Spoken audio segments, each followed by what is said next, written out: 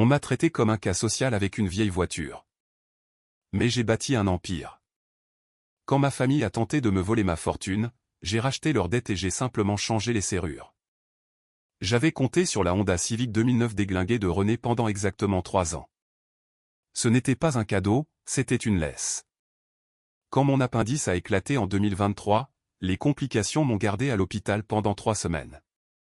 Mon fonds d'urgence s'est évaporé. Mes économies ont suivi. Quand je suis finalement sorti, j'avais une cicatrice de 12 pouces, une pile d'avis de recouvrement agressif et absolument aucun levier. Je ne pouvais pas me permettre de remplacer la transmission de ma propre voiture, alors René m'a offert les clés de sa vieille Civic de l'université. Juste jusqu'à ce que tu te rétablisses, avait-elle promis, pressant le porte-clés en plastique usé dans ma main pendant que notre mère regardait. Terry observait la générosité sans borne de sa fille aînée. Mais la réalité de cet arrangement s'est installée en un mois.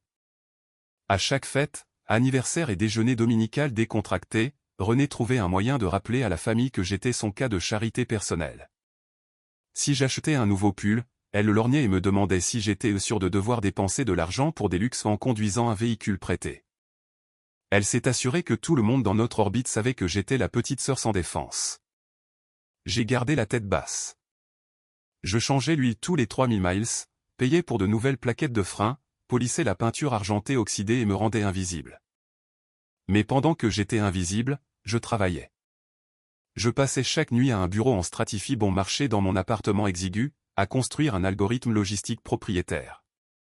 C'était un logiciel conçu pour prédire et réacheminer les goulots d'étranglement de la chaîne d'approvisionnement dans les principaux ports maritimes. Je n'en parlais pas. Ma famille pensait que je faisais du support technique indépendant de bas niveau, réinitialisant des mots de passe pour des baby-boomers. Je les ai laissés le penser. La demande a atterri comme un coup de masse. 18 500 $. Nous étions assis sur la terrasse en cèdre de la maison du lac de mes parents à Oakhaven pour le 4 juillet. L'air était lourd d'humidité et de l'odeur de fumée de carrier. René s'est levé, tapotant son verre de mimosa avec un ongle manucuré pour attirer l'attention de la table. Elle ne m'a pas regardé en premier.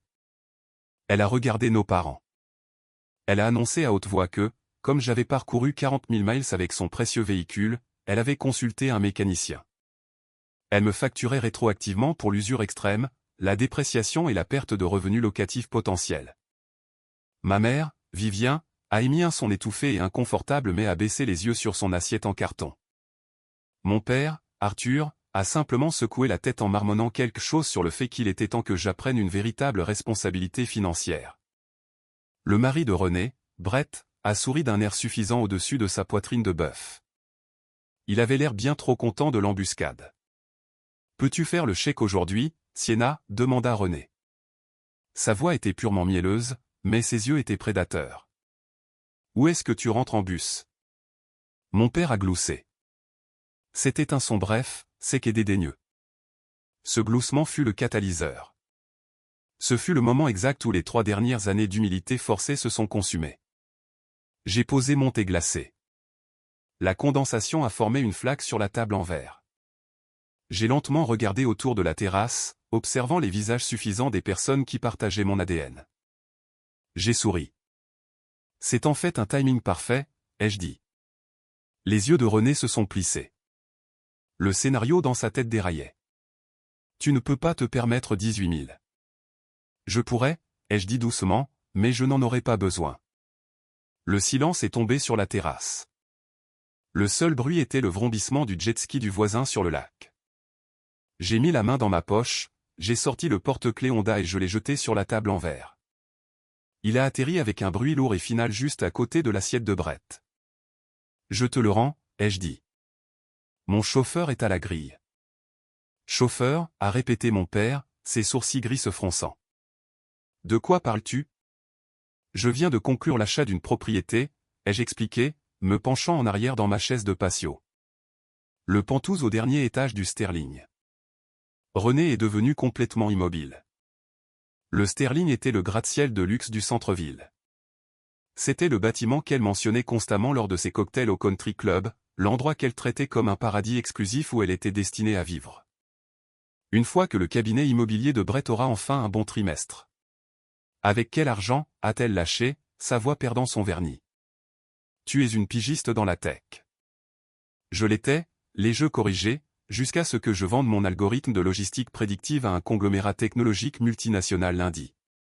Je suis maintenant une actionnaire majoritaire.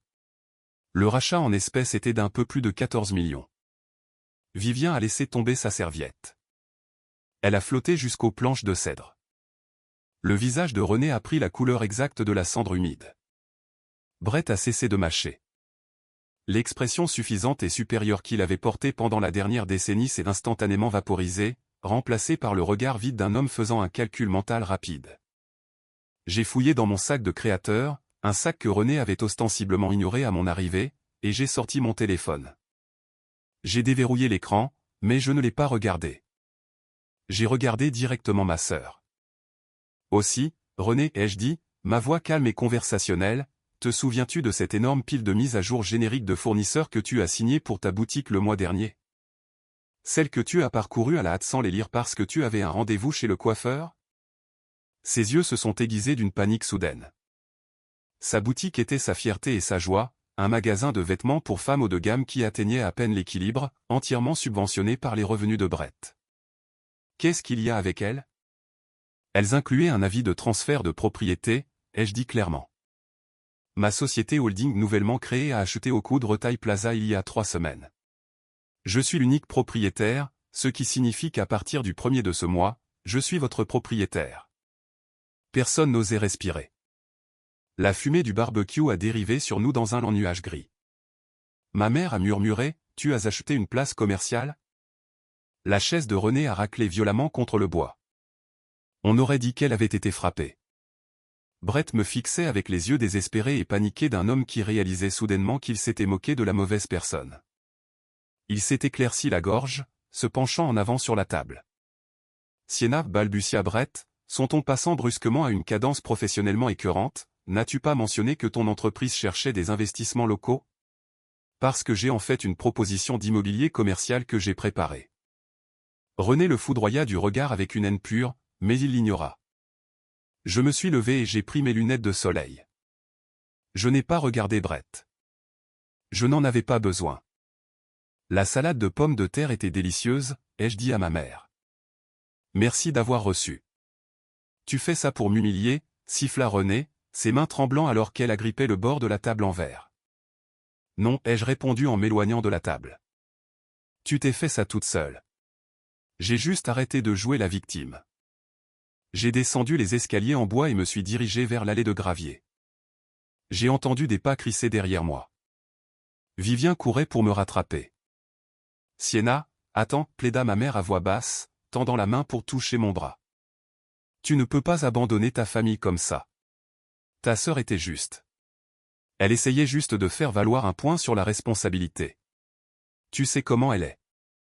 J'ai regardé ma mère. Elle avait passé toute ma vie à aplanir la cruauté de René, la présentant comme volontaire ou juste pour veiller sur toi. J'ai ouvert la lourde grille en fer. La brise fraîche du lac m'a frappé le visage. Je n'abandonne personne, maman, ai-je dit. Je change juste les serrures. Derrière moi, sur la terrasse, j'ai entendu la voix de René se briser en un cri hystérique et strident.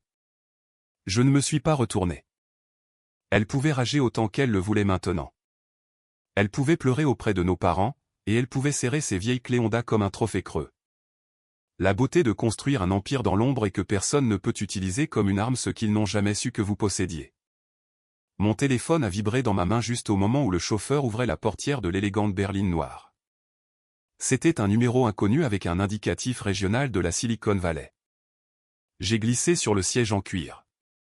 La portière s'est refermée avec un déclic, coupant les sons de la crise de nerfs de ma sœur. J'ai répondu à l'appel.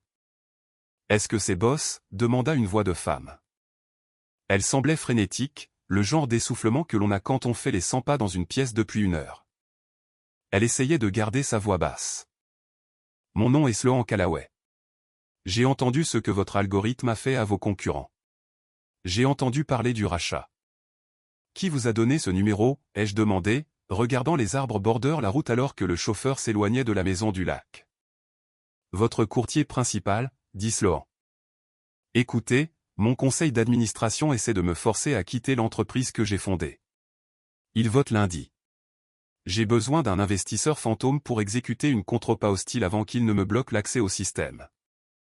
J'ai besoin de liquidités, et j'ai besoin de quelqu'un qui comprend suffisamment l'architecture de la chaîne d'approvisionnement pour savoir ce qu'il achète réellement. J'ai regardé par la vitre teintée. L'adrénaline de la terrasse bourdonnait encore dans mon sang. Dites-moi tout, ai-je dit. Sloan a parlé pendant 45 minutes d'affilée. Son entreprise, Callaway Freight Logic, était un acteur de taille moyenne dans l'entreposage automatisé. Elle l'avait construite à partir de rien, mais il y a 3 ans, elle a fait appel à du capital investissement pour se développer. Maintenant, l'investisseur principal de son conseil d'administration utilisait une baisse temporaire des projections trimestrielles pour déclencher une clause de direction. Il la voulait dehors pour pouvoir liquider les actifs de l'entreprise et vendre la propriété intellectuelle à une plus grande entreprise. L'investisseur qui mène le vote est de Clanthorne, expliqua Sloan, la voix tendue. Il est impitoyable. Il a 2 autres membres du conseil dans sa poche. Mais si je peux racheter les actions non acquises restantes d'ici demain après-midi, je peux diluer son pouvoir de vote juste assez pour survivre au coup d'État. Le problème, c'est que je n'ai pas l'argent liquide. J'ai besoin de 8 millions. 8 millions de dollars. Une semaine auparavant, je rationnais mes courses pour m'assurer de pouvoir payer l'accès premium à l'application dont mon algorithme avait besoin pour exécuter ses simulations finales. Maintenant, une PDG me demandait 8 millions de dollars par téléphone. Si j'avance le capital, lui ai-je dit, je veux 30% des capitaux propres, des droits de vote préférentiels et un siège au conseil d'administration. Je ne fais pas de chèque en blanc. Sloan n'a pas hésité. Fait. Je vais demander à mon équipe juridique de rédiger la fiche de conditions ce soir. Pouvons-nous nous rencontrer en personne demain pour signer? Envoyez-moi une adresse par texto, ai-je dit. J'ai mis fin à l'appel et j'ai appuyé ma tête contre l'appui-tête en cuir frais. Pour la première fois en 3 ans, ma poitrine n'était pas serrée. Le poids écrasant de la dette, les micro-humiliations constantes de René, le sentiment d'être entièrement piégé dans une vie que je ne voulais pas. Tout avait disparu, remplacé par une clarté froide et nette. Lundi matin, j'étais assise dans la banquette d'angle d'un café haut de gamme dans le quartier financier. Mon nouvel avocat, Archer Nova, était assis en face de moi. J'avais engagé Archer spécifiquement parce que son cabinet avait la réputation d'être agressif, à la limite du prédateur, en matière de contentieux d'entreprise. Il avait la fin de la trentaine, portait un costume anthracite parfaitement taillé et remuait lentement un café noir. Sloan était assise à côté de moi, son ordinateur portable ouvert sur la table, affichant la table de capitalisation de son entreprise. Elle avait l'air épuisée, ses yeux cernés de noir, mais elle était vive. Nous avions passé les 2 dernières heures à examiner les finances de Callaway Freight. La propriété intellectuelle était solide. Le modèle économique était évolutif. De Clanthorne n'était qu'un charognard d'entreprise essayant de voler une bonne compagnie à bas prix. Le virement bancaire doit arriver sur le compte séquestre avant 14 heures aujourd'hui, a déclaré Sloan en tapotant l'écran. Si les fonds sont compensés, les actions sont automatiquement réattribuées à votre société holding. Quand Thorne convoquera la réunion du conseil à 16 heures, il n'aura pas les voix pour m'évincer. J'ai hoché la tête. J'ai sorti mon téléphone et ouvert le portail crypté de mon compte principal de gestion de patrimoine. L'argent du rachat avait été compensé le jeudi précédent. 14,2 millions de dollars en équivalent de trésorerie, attendant d'être déployés. J'ai initié le virement de 8 millions. J'ai tapé le numéro de routage fourni par Sloan. Je me suis authentifié avec mon scanner biométrique. J'ai appuyé sur Confirmer. L'écran a chargé pendant 3 secondes. Puis une bannière rouge a clignoté en haut de l'interface. Transaction refusée. Statut du compte restreint. J'ai froncé les sourcils. J'ai tapoté l'écran et réessayé. Même erreur. Archer a remarqué mon expression. Il a posé sa tasse de café. Un problème, Sienna? Mon portail affiche une erreur de restriction, ai-je dit, une froide piqûre d'agacement commençant à la base de mon cou. Probablement un déclencheur de fraude à cause de la taille de la transaction. Je dois appeler mon banquier. J'ai composé le numéro direct de mon gestionnaire de compte à la banque privée. Il a répondu à la 2e sonnerie. Mademoiselle Voss, a-t-il dit. Sa voix n'avait pas le ton chaud et déférent habituel qu'il avait utilisé lorsque j'avais ouvert le compte. Il semblait tendu. J'allais justement vous appeler. Nous avons reçu un avis juridique il y a 30 minutes. Notre service de conformité a placé un gel administratif temporaire sur vos principaux comptes de liquidité. Un gel, ai-je répété, ma voix baissant d'une octave. Sloan a levé les yeux de son ordinateur portable, son visage pâlissant. Sous l'autorité de qui? Une injonction ex parte d'urgence a été déposée au tribunal du comté ce matin, a expliqué le banquier. Une poursuite civile a été officiellement engagée contre votre société à responsabilité limitée. Le plaignant revendique une participation majoritaire dans le logiciel que vous avez vendu, alléguant qu'il a fourni le capital d'amorçage initial et les actifs matériels nécessaires à la construction de l'entreprise. Mon estomac s'est glacé. Qui est le plaignant? Il y a eu une brève pause sur la ligne. Une certaine mademoiselle Renée Dran et son mari, Brett Dran. J'ai fermé les yeux. Les bruits du café, les machines à expresso qui broyaient, le faible bourdonnement des conversations, semblaient s'estomper en un rugissement sourd. René, ils prétendent, a continué le banquier en lisant un document, que leur fourniture d'un véhicule, qui a été utilisé pour le transport professionnel, ainsi que le travail non rémunéré et le soutien logistique sur une période de 3 ans, constituent un accord de partenariat non documenté. Ils demandent une part de 50% du capital de rachat. C'est absurde, ai-je dit, ma voix se durcissant.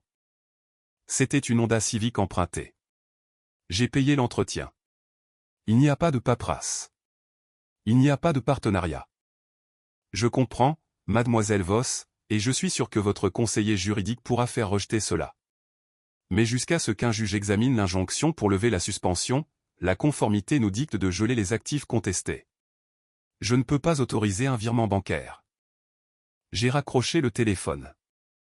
Je l'ai posé face contre la table. Archer me regardait attentivement. Qui sont René et Brett Dran? Ma sœur et mon beau-frère, ai-je dit. Sloan a passé une main dans ses cheveux, sa respiration devenant superficielle. Sienna, si je n'ai pas ces 8 millions en séquestre d'ici 14 heures, je perds mon entreprise.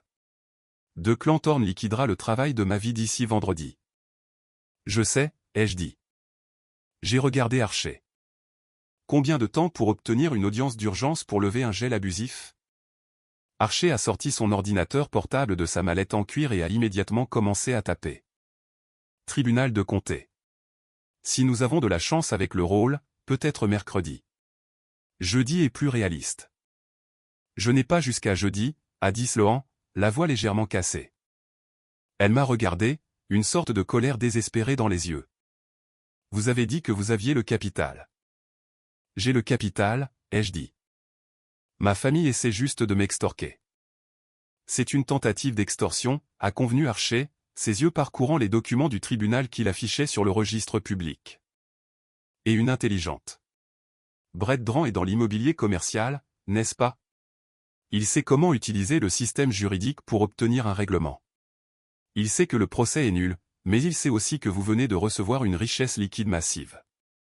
Il parie que vous leur jetterez quelques millions juste pour faire disparaître le mal de tête afin que vous puissiez faire des affaires. Archer a tourné son ordinateur portable pour me montrer l'écran. Ils ont engagé un cabinet du centre-ville. Cher, agressif. Ils ne plaisantent pas, Sienna. Ils veulent un paiement. J'ai fixé l'écran. Le nom du cabinet d'avocats représentant ma sœur était imprimé en lettres noires et nettes. René ne voulait plus des 18 000 pour la voiture. Elle voulait la moitié de mon empire. Elle voulait me punir de l'avoir ridiculisée sur sa terrasse en cèdre. Elle voulait remettre la laisse. Sloan, ai-je dit en me tournant vers la PDG. Quelle part de vos capitaux propres personnels est immobilisée dans l'entreprise? La totalité, dit-elle misérablement. Ma maison est hypothéquée.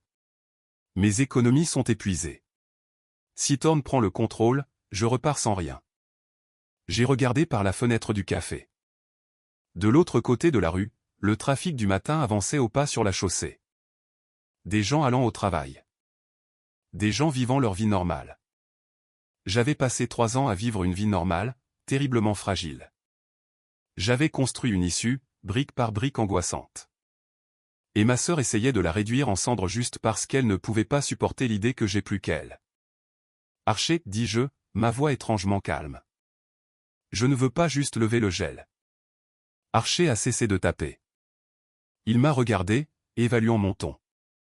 Que veux-tu faire? Le cabinet d'immobilier commercial de Brett, ai-je dit. Il travaille pour une agence de taille moyenne, mais il dépend entièrement des commissions sur les grands baux de détail. Et la boutique de René. Elle loue sa vitrine à Oakwood Retail Plaza, la place que je possède maintenant. Archer s'est penché en arrière dans sa chaise. Un sourire lent et calculateur s'est étendu sur son visage. Tu veux les presser? Je veux les ruiner, ai-je dit. Je veux appliquer tellement de pression financière que Brett suppliera son propre avocat de retirer la plainte avant midi. Si tu fais ça, a averti Archer à voix basse, il n'y a pas de retour possible au dîner de famille. C'est nucléaire. Ils ont largué la bombe, ai-je dit. Je ne suis que les retombées. J'ai regardé Sloan. Donnez-moi 3 heures. J'aurai votre argent. Sloan a hoché la tête lentement, son visage pâle mais résolu.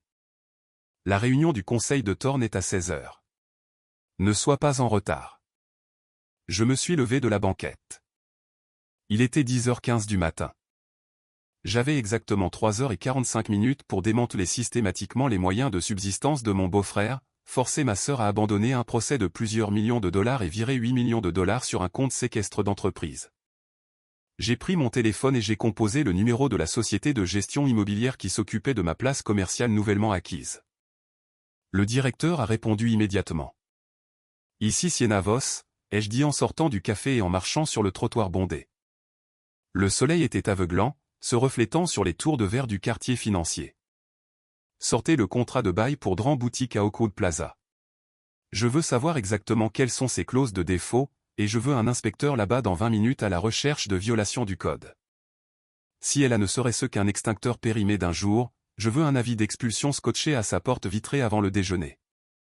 Sorin, le gestionnaire immobilier, n'a même pas pris la peine de demander pourquoi.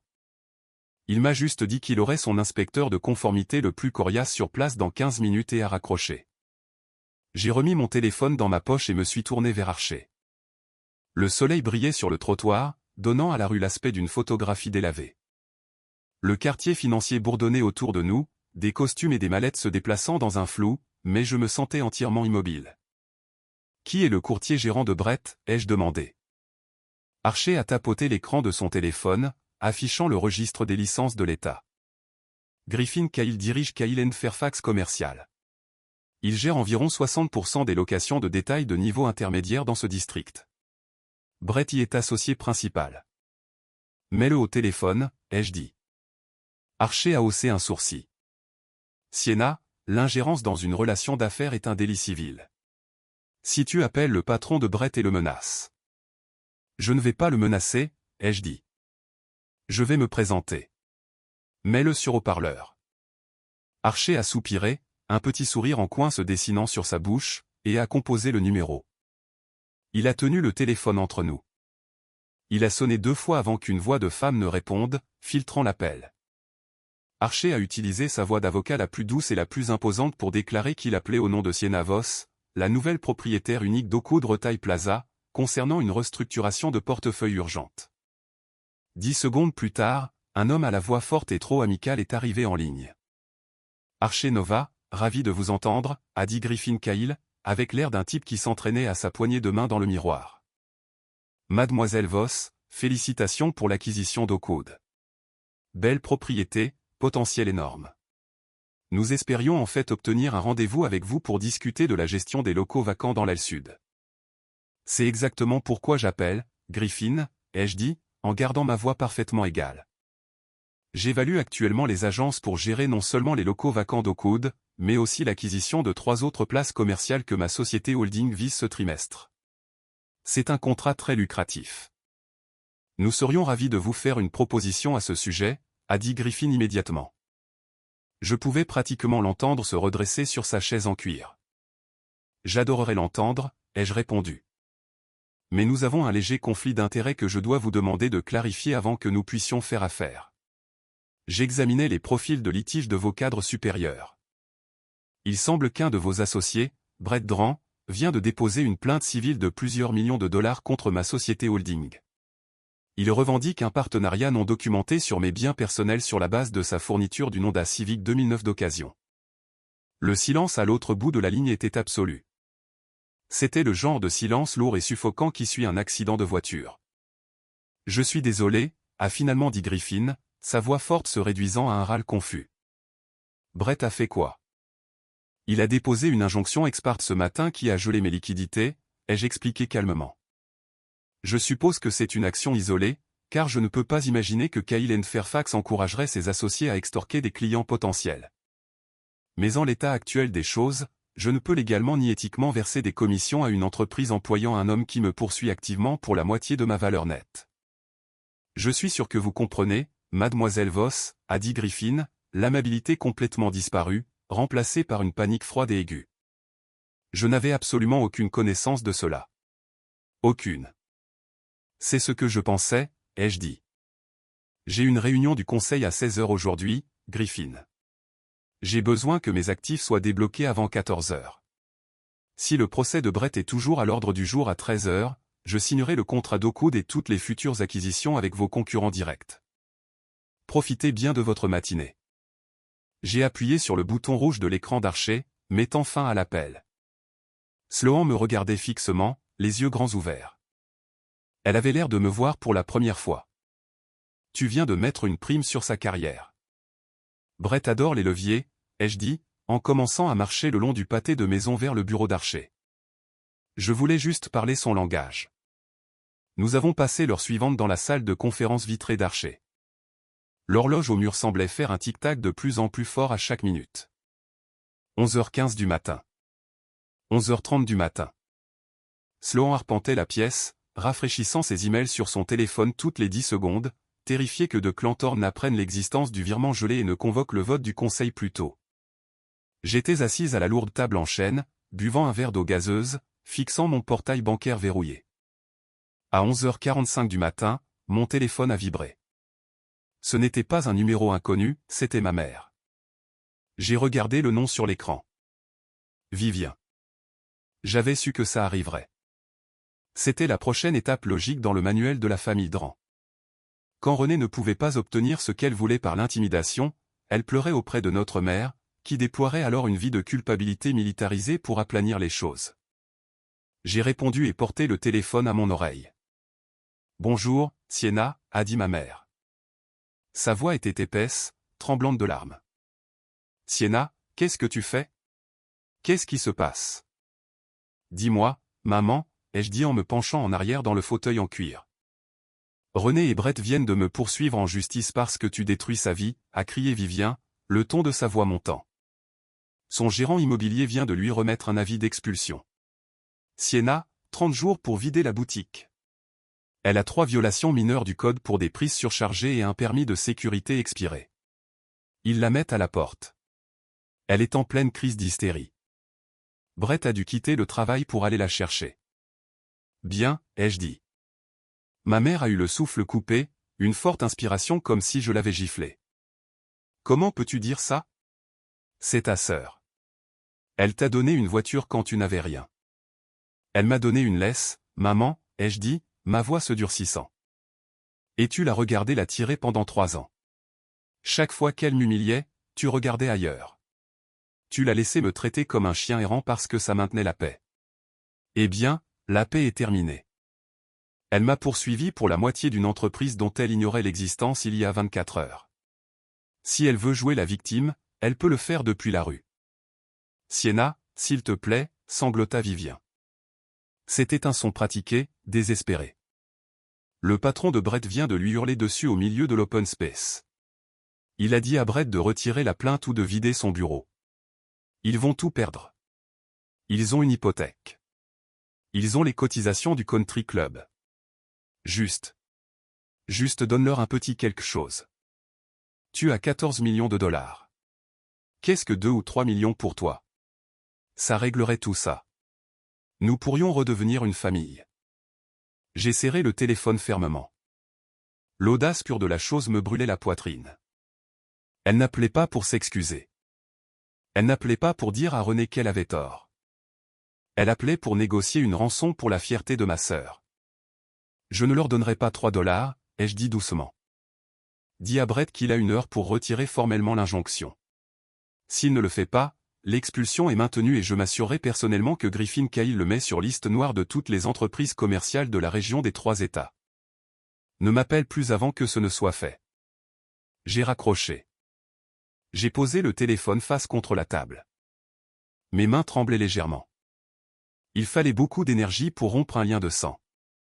Archer me regardait de l'autre côté de la pièce. Il n'a offert aucune sympathie vide de sens. Il a juste regardé sa montre. 12h05 de l'après-midi. Ton beau-frère est à court de temps. 10 minutes plus tard, le téléphone du bureau d'Archer a sonné. Il l'a décroché, a écouté un instant, puis a appuyé sur le bouton du haut-parleur. Vous êtes avec Mademoiselle Voss, a dit Archer. Ici Harrison Kidding. Une voix mielleuse et rapide est sortie du haut-parleur. Je représente Brett et René Dran. Nous devons parler. Il n'y a rien à dire, Harrison, a dit Archer, se penchant sur la table. Vos clients ont déposé une injonction frivole et de mauvaise foi basée sur un partenariat oral fabriqué. Vous retirez la plainte ou je passe les 2 prochaines années à vous enterrer sous des contre-plaintes pour poursuites malveillantes. Nous ne nous retirons pas, a rétorqué Kidding, avec une confiance excessive. Mais mes clients sont prêts à un accord. Nous levons le gel aujourd'hui, maintenant, en échange d'un paiement unique et confidentiel de 4 millions de $. 4 millions, a lâché Sloan du coin de la pièce, la voix cassée. Êtes-vous fou? Le prix est le prix, a dit Kidding doucement. Écoutez, nous savons pourquoi vous êtes pressé. Nous avons fait quelques recherches. Nous sommes au courant de la contrepas de Callaway Frecht. Nous savons que vous avez besoin de ces 8 millions de liquidités pour 14 heures aujourd'hui, sinon Sloan Callaway sera évincé par de Clanthorne et les capitaux propres que vous essayez d'acheter deviendront sans valeur. Mon sang s'est glacé. J'ai regardé Sloan. Elle avait arrêté de faire les 100 pas et fixait le haut-parleur avec horreur. Comment savez-vous pour Thorne, ai-je demandé, ma voix dangereusement basse. Kidding a gloussé. Cela ressemblait inconfortablement au gloussement de mon père sur la terrasse. Le cabinet de Brett partage un étage avec le groupe de capital investissement de Thorne. Les nouvelles vont vite dans les ascenseurs.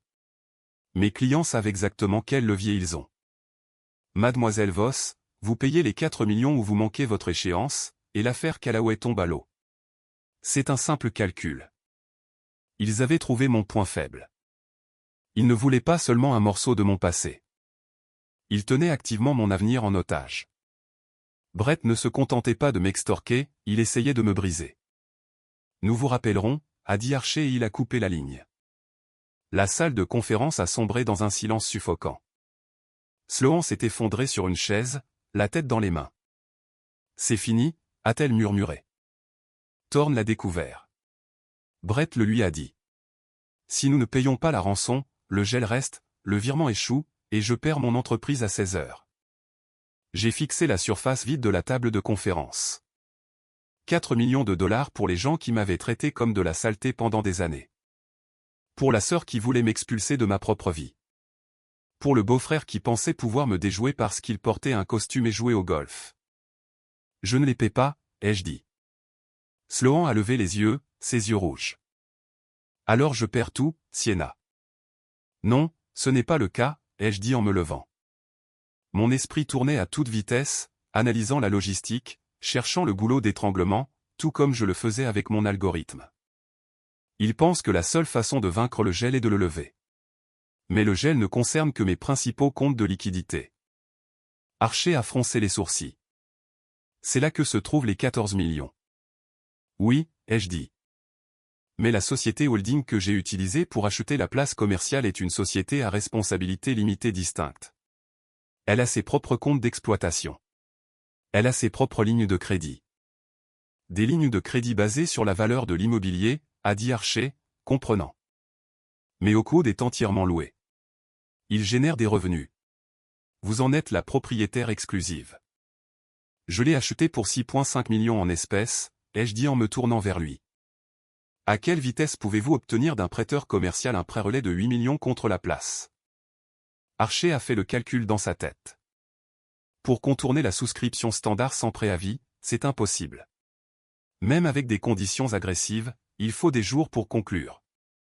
Pas si le prêteur est le concurrent direct de Declan Thorne, ai-je dit. Le groupe de capital investissement de Thorne essaie de voler Callaway Freight. Quelle est la deuxième plus grande entreprise de la ville qui déteste Thorne et adorerait intervenir pour ruiner son OPA hostile? Sloan s'est levé lentement. Une étincelle de vie est revenue dans ses yeux. Wyndham Capital. Ils sont en guerre ouverte avec Thorne depuis des années pour des acquisitions logistiques. Ils tueraient pour le bloquer. Mettez Wyndham Capital au téléphone, ai-je dit à Archer. Dites-leur que je veux donner en garantie au Crowd Plaza pour une ligne de crédit immédiate de 8 millions de dollars. Dites-leur qu'ils obtiennent 20% au-dessus des taux d'intérêt du marché, mais que les fonds doivent arriver sur le compte séquestre de Sloan avant 13h55. Et dites-leur qu'ils auront la satisfaction de voir Declan Thorne s'étouffer avec son propre vote au conseil. Archer a saisi son téléphone. J'adore votre façon de faire des affaires. Pendant qu'Archer était au téléphone, je me suis approché de la baie vitrée et j'ai regardé la ville en bas. Brett pensait m'avoir coincé. Il pensait avoir trouvé le levier ultime, mais il avait oublié une chose à propos des gens qui construisent des choses dans l'ombre. Nous savons naviguer sans carte. À 13h15, Archer a frappé la main sur le bureau. Wyndham est partant. Les conditions sont prédatrices, mais ils virent les fonds directement sur le compte séquestre de Callaway. Ils contournent entièrement vos comptes personnels gelés. L'argent sera là avant 13h45. Sloan a poussé un soupir qui ressemblait à un sanglot. Elle a attrapé son ordinateur portable et a commencé à taper agressivement les transferts finaux de capitaux propres. Mon téléphone a de nouveau vibré. C'était Harrison Kidding. Je l'ai décroché. Le temps est écoulé, Harrison, ai-je dit. Êtes-vous prêt à virer les 4 millions, a-t-il demandé. Il avait l'air suffisant. Il pensait avoir gagné. Je ne vous vire pas un centime, ai-je dit. Et je ne lève pas le gel. Pardon, a dit Harrison, son ton vacillant. Vous pouvez maintenir l'injonction, lui ai-je dit.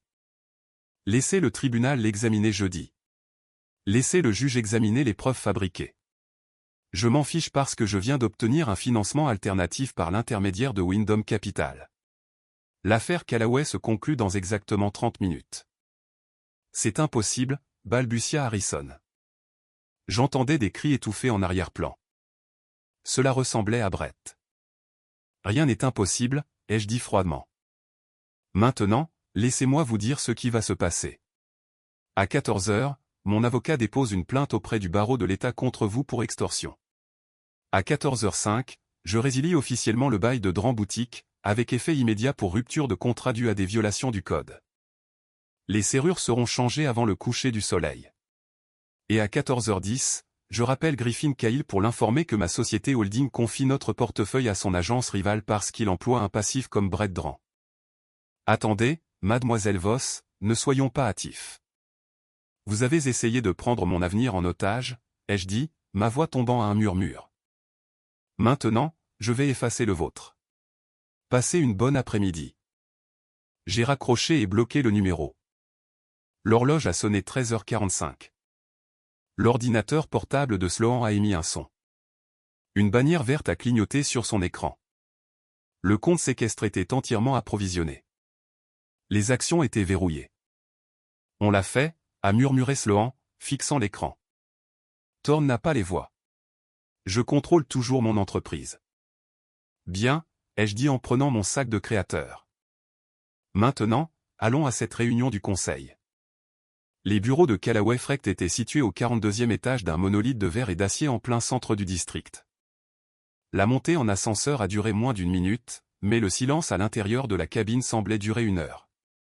Sloan serrait son portefeuille en cuir si fort que ses jointures étaient blanches. Archer consultait nonchalamment ses emails, complètement imperturbable par le fait que nous étions sur le point d'entrer dans une exécution d'entreprise. Nous sommes sortis de l'ascenseur à exactement 15h58. La réceptionniste, une jeune femme nommée Reine, qui avait l'air de ne pas avoir dormi depuis une semaine, s'est levée rapidement de derrière son bureau incurvé. Mademoiselle Callaway, le conseil est déjà. Je sais, Reine, a dit Sloan, passant droit devant elle. Retenez mes appels. Nous avons poussé les lourdes portes en verre de la salle de conférence principale. L'espace était intimidant par conception, des fenêtres du sol au plafond donnant sur la ville, une immense plaque d'acajou poli pour table, et 10 chaises ergonomiques qui coûtaient plus cher que ma vieille Honda. Declan Thorne était assis au bout de la table. Il était plus jeune que je ne l'imaginais, peut-être au début de la quarantaine, avec des cheveux gominés et un costume bleu marine sur mesure. Il était penché en arrière, faisant tourner un stylo en argent entre ses doigts, l'air incroyablement ennuyé. 2 autres hommes en costume tout aussi cher étaient assis à sa droite. C'étaient les votes par procuration, les exécuteurs. Thorne a levé les yeux quand nous sommes entrés. Il ne s'est pas levé. Ses yeux ont passé de Sloan à moi, puis à Archer.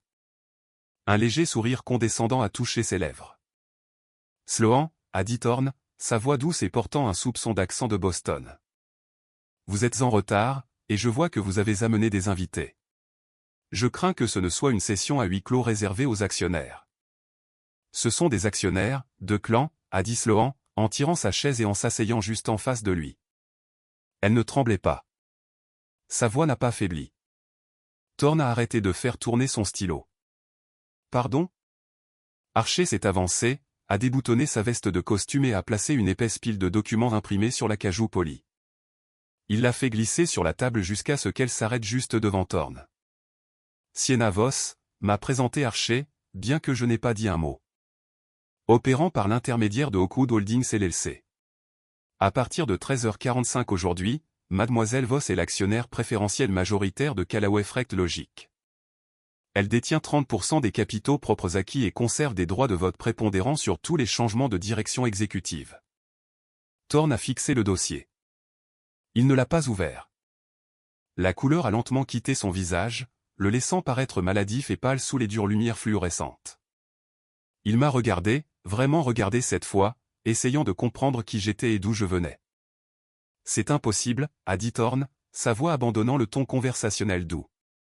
Le compte séquestre a été signalé. J'ai eu confirmation. Vous avez eu confirmation d'une suspension administrative temporaire sur mes comptes personnels, Monsieur Thorne, ai-je dit, en tirant une chaise et en m'asseyant à côté de Sloan.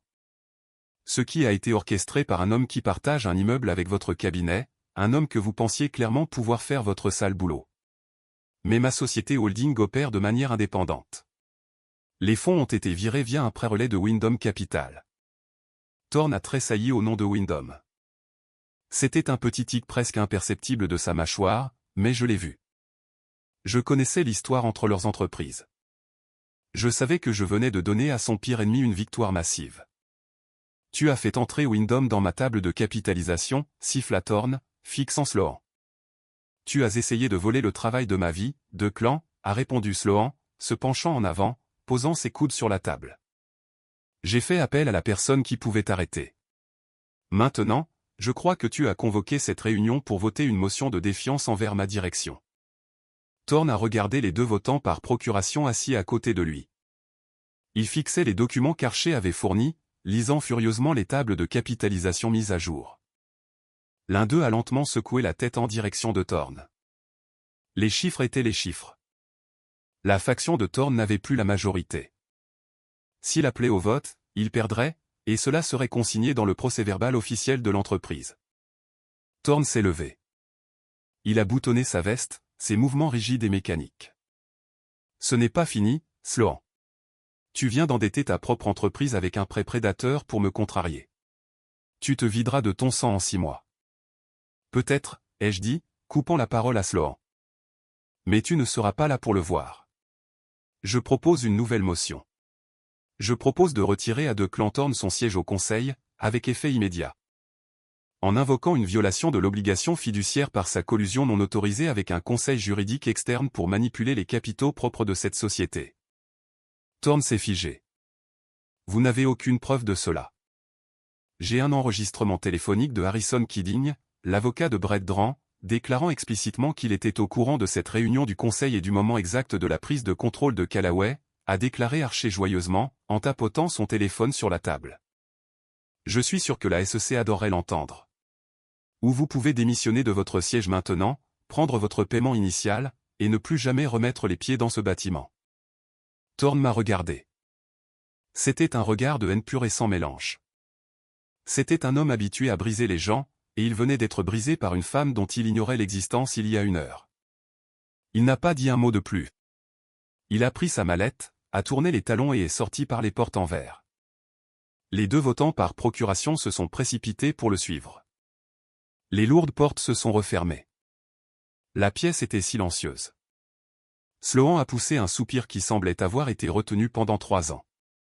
Elle s'est couvert le visage avec ses mains, et pendant une seconde, j'ai cru qu'elle allait pleurer. Au lieu de cela, elle a éclaté d'un rire fort et retentissant. Il est parti, a-t-elle murmuré, en baissant les mains.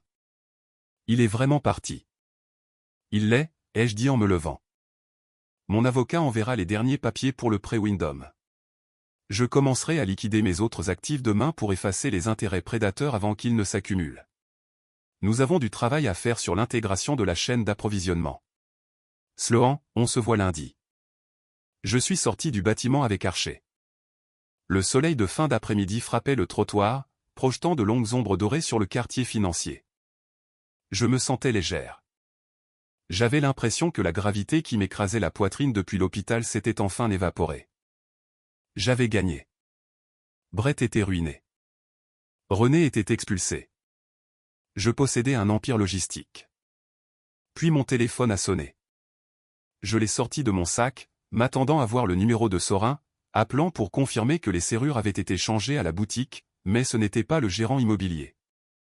L'identification de l'appelant indiquait Arthur Voss. Mon père. J'ai arrêté de marcher. Archer a fait quelques pas de plus avant de réaliser que je n'étais plus à côté de lui. Il s'est retourné, haussant un sourcil. Mon père ne m'appelait jamais. Jamais. S'il y avait des nouvelles de la famille, Vivien appelait. S'il y avait une urgence, Vivien appelait. Arthur Voss communiquait entièrement par des soupirs passifs-agressifs, des regards lourds à travers les tables de dîner, et le gloussement sec occasionnel lorsque quelqu'un d'autre était humilié.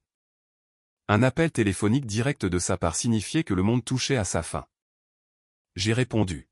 « Bonjour, Sienna » a dit mon père. Sa voix était affreuse. Elle était mince, rauque, et manquait de la basse arrogante habituelle qui ancrait ses mots. « Où es-tu ? » « Je suis au centre-ville » ai-je dit prudemment. « Pourquoi ? » « J'ai besoin de te voir » a-t-il dit. « Pas ta mère, juste moi. » « Es-tu près du vieux dîner sur la 4e et Elm ? » « Je peux y être en 10 minutes. »« J'y suis déjà. » Dans la banquette du fond. La ligne est devenue silencieuse. J'ai baissé le téléphone. Archer est revenu vers moi, lisant mon expression. « Un problème ? » « Je ne sais pas » ai-je dit honnêtement. « Mon père veut me voir seul. » Archer a regardé sa montre. « Tu veux que je sois là ?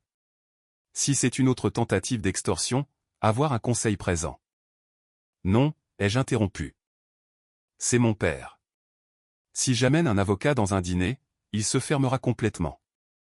Je dois gérer ça. Envoie-moi les documents finaux de Wyndham quand tu les auras. » J'ai laissé Archer au coin de la rue et j'ai marché les 4 pâtés de maison jusqu'à Elm Street. Le dîner était une relique des années 90, des banquettes en vinyle rouge délavé et des néons vacillants. Ça sentait le café brûlé et la vieille huile de friture. C'était l'endroit où mon père m'emmenait quand j'étais enfant, avant que René ne décide que j'étais son punching ball personnel et que mes parents ne décident qu'il était plus facile de la laisser gagner. Je l'ai trouvé dans la banquette du fond. Il fixait une tasse de café noir.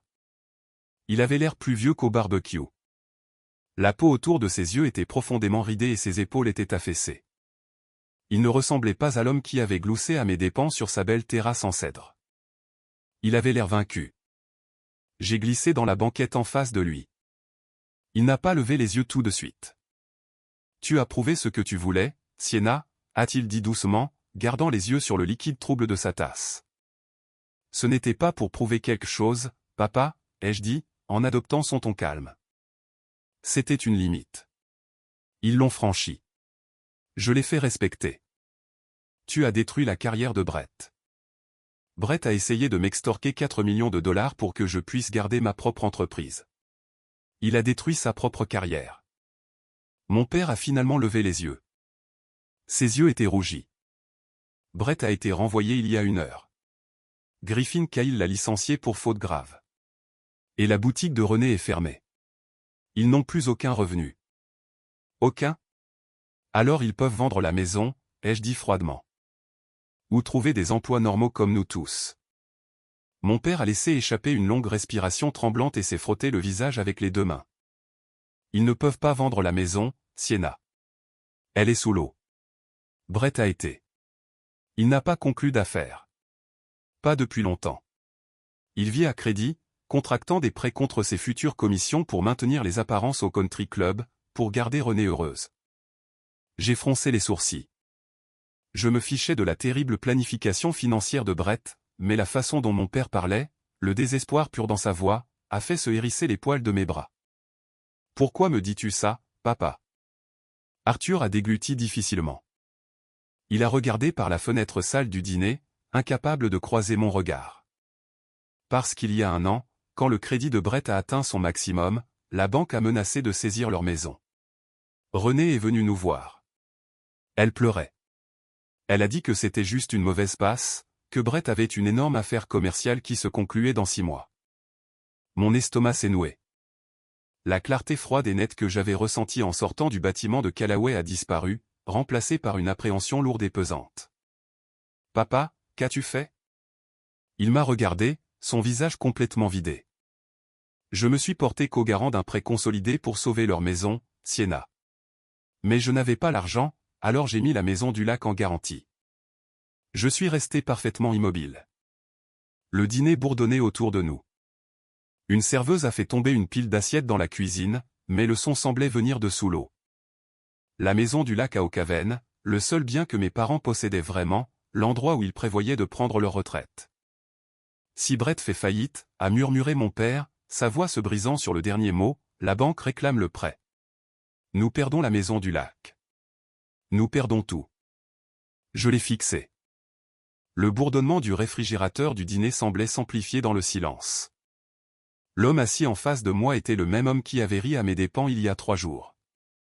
Maintenant, il n'était plus qu'un homme vieillissant et terrifié, serrant une tasse en céramique comme une bouée de sauvetage. « Tu as mis la maison du lac en garantie » ai-je répété, ma voix complètement plate. Pour sauver la maison d'un homme qui loue une voiture à sa propre belle-sœur juste pour prétendre qu'il a des liquidités. Arthur a grimacé, baissant les yeux vers la table. Nous essayons de maintenir la famille unie, Sienna. Renée était anéantie. Le country club, la boutique, l'hypothèque. Elle a dit que s'il perdait la maison, son mariage s'effondrerait. Nous ne voulions pas la voir à la rue. Mais ça ne vous dérangeait pas de me voir au fond du trou, ai-je dit. Il n'avait pas de réponse à cela. Il a juste dégluti difficilement, sa gorge faisant un déclic. Quel est le solde restant du prêt, ai-je demandé. 742 000, a-t-il murmuré. Et qui détient le titre de créance? First National of Oakhaven. C'est un prêteur commercial localisé. J'ai fouillé dans mon sac et j'ai sorti mon téléphone. Je n'ai pas appelé ma mère. Je n'ai pas appelé René pour jubiler. J'ai ouvert mes messages et j'ai tapé un court texto à Archer. J'ai besoin que tu contactes First National of Oakhaven. Ils détiennent un prêt consolidé pour Brett Dran, garanti par la propriété d'Arthur Voss. Je veux acheter le portefeuille de dette. Offre en espèces. Transfert immédiat du titre de créance à ma société holding. Archer a répondu moins de 30 secondes plus tard. Considère que c'est fait. J'aurai l'acte de cession rédigé pour demain matin. J'ai posé mon téléphone face contre la table en vinyle collante. J'ai regardé mon père. Voici ce qui va se passer, papa, ai-je dit. Demain matin, mon avocat va contacter First National. Je vais acheter la dette purement et simplement. Je vais rembourser les 742 000 $ en espèces. Arthur a laissé échapper un souffle qui ressemblait à un sanglot. La tension a quitté ses épaules si rapidement qu'il s'est physiquement affaissé dans la banquette. Il a tendu la main sur la table, essayant d'attraper la mienne. Dieu merci, a-t-il soufflé, des larmes coulant enfin sur ses paupières inférieures. Sienna, merci. Je savais que tu comprendrais. Je savais que tu ne nous laisserais pas sombrer. Je vais appeler ta mère. Je vais appeler René. Je vais lui dire que tu arranges les choses. J'ai retiré ma main avant qu'il ne puisse me toucher. Je n'arrange pas les choses pour elle, ai-je dit. Arthur s'est arrêté. Sa main planait au-dessus de la table, tremblant légèrement. Que veux-tu dire? Quand j'achèterai la dette, la banque me transférera le prêt. Je deviendrai le prêteur, ai-je expliqué lentement, en m'assurant que chaque mot portait. La toute première chose que je vais faire est de déposer une mainlevée de privilège sur la maison du lac. Votre propriété sera libre et quitte de toute charge. Toi et maman n'aurez plus jamais à vous soucier de perdre votre retraite. Votre maison est en sécurité.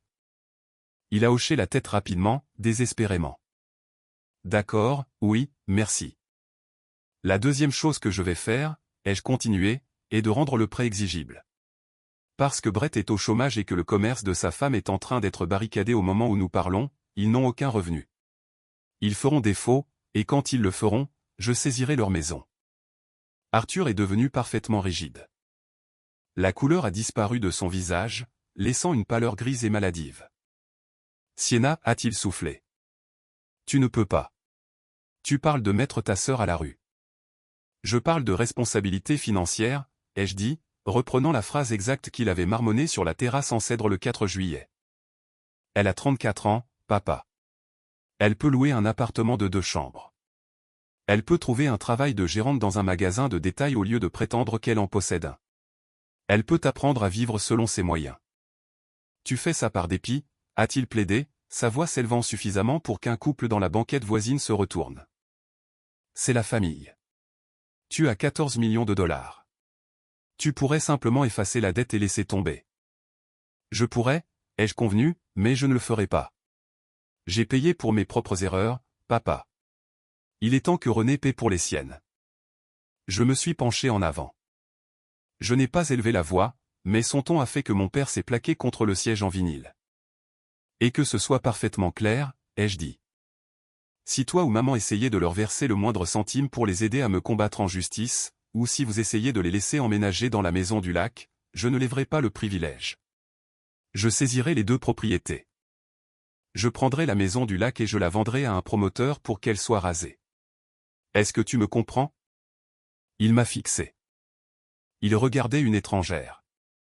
La fille calme et invisible qui polissait une Honda argentée délavée dans son allée était partie et elle ne reviendrait jamais. Il a dégluti difficilement. Il a hoché la tête. Je comprends. Bien. Je me suis levé. J'ai fouillé dans mon portefeuille, j'ai sorti un billet de 20 $ et je l'ai jeté sur la table à côté de sa tasse de café. Dis à maman que je lui dis bonjour, ai-je dit. J'ai tourné les talons et je suis parti.